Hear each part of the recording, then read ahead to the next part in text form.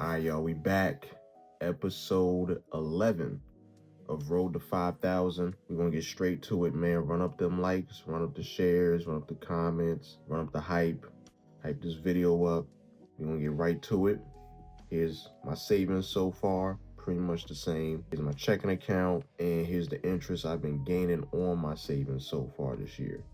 We had $4 and some change, and you know, as my savings starts to accumulate, starts to keep going up, that number is going to keep going up.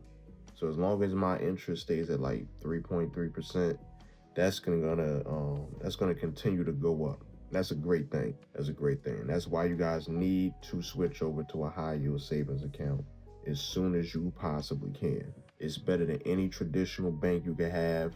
Wells Fargo, TD Bank, any bank like that. I'm not sure if Chase has a high yield savings option, but any of those traditional banks, definitely stay away from those. If you're trying to get interest on your money, definitely stay away from those. Everybody knows I use Capital One. Switched over from TD Bank to Capital One probably around, I want to say 2020 or 2021. I'll say 2020 or 2021 is when I really fully switched over. Stopped using TD Bank, because that's when I realized I was not getting any interest on my money, whether it be my check-ins or my savings. And with TD, I wasn't getting either one, and it was trash. So I would definitely tell y'all, as soon as you possibly can, switch over. Just open the bank account. You can do it online. A lot of the banks that have good interest rates, they're all mainly like online bank accounts. You can literally open the account online, go on their website, open it online, and just send the money directly over. Just Zelle yourself the money, everything. Like, you just send the money over, or you just withdraw your money out the bank. Any way you possibly can, do it, because you need interest. You need to get a good amount of interest on your money. Any way you can. Any way you can. In another video, I will probably have break down a whole list, each bank, how good they are, the rating system, everything like that. I think I did something like that last year, but I ain't really like giving like details about high yield savings accounts and why they're much better than a traditional bank account. And you know, I went on a little tangent there, and also let me give y'all my expenses for the last week.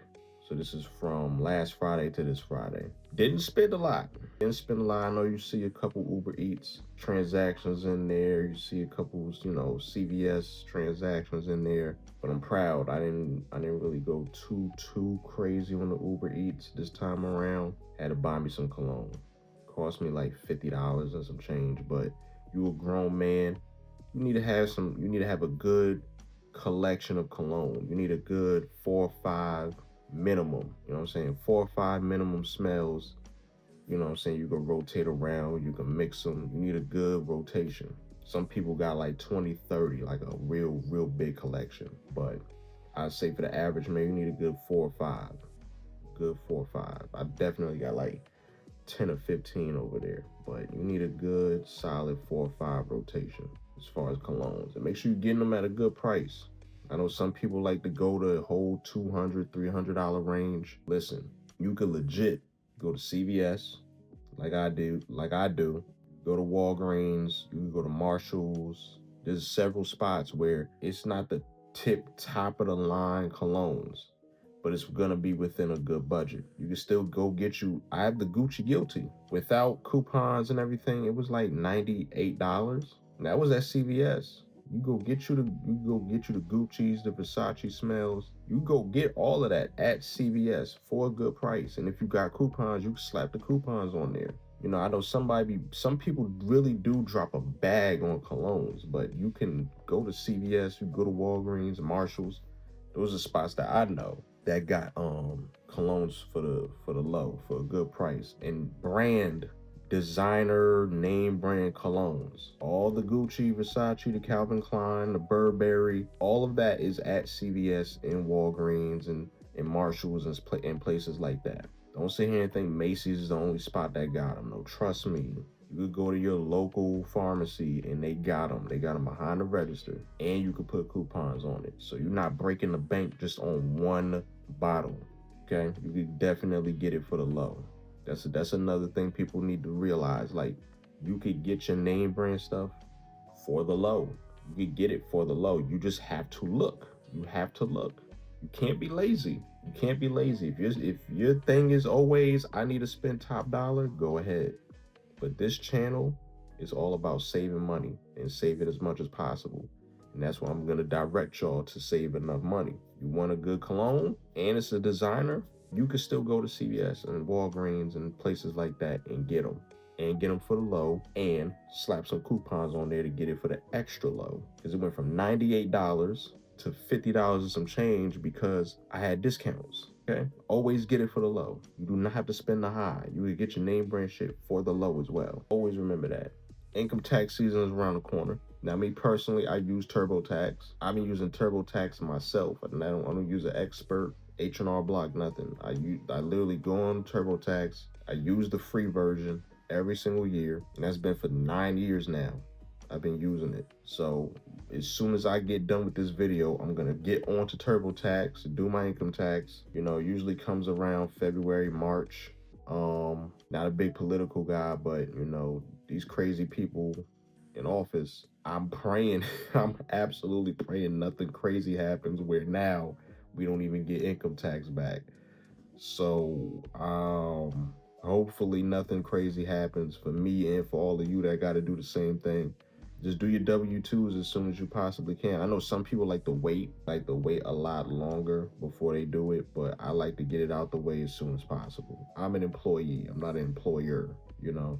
I want to have my own business and run my own business at some point, but because I'm an employee, it don't hurt me to do them as soon as I possibly can. And pretty much every time I've done them, I've gotten a decent amount back.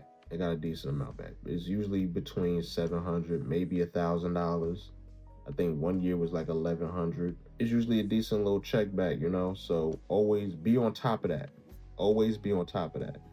Be on top of your income taxes if you have a regular job, and there's nothing wrong with that.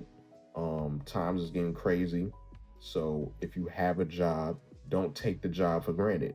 Do not take the job for granted. And if anything, maximize the fuck out of that job. Maximize the fuck out of that job. Maximize your free time and maximize the fuck out of your job. Times is crazy. It's like really like it's insane right now. So I'd advise you to do whatever you can to stay calm in your job. And if you want to quit and get another job, do not quit until you have that other job secured, lined up and secured. Do not even think about quitting your job until the other one is completely locked in and secured. Like they literally told you, you have the job and we have your starting date. Don't quit the other one until you have the other one locked in. Don't do nothing sudden, nothing crazy. Be strategic. From here on out, not even just because of who's in office or whatever the case may be, is here on out for the rest of your life. Be strategic. Don't jump the gun into something without having something else lined up and is completely ready to go. Completely ready to go. So many people just jump in the gun. Don't do that. Make sure that other thing is lined up before you do anything and make any moves, any rash decisions. It's better to be safe than sorry. And that's the episode, man. Something quick, something light. I'm gonna see y'all next week. I appreciate everybody that supports the channel. Keep commenting, keep liking, keep subscribing, and run up that hype. See y'all next week.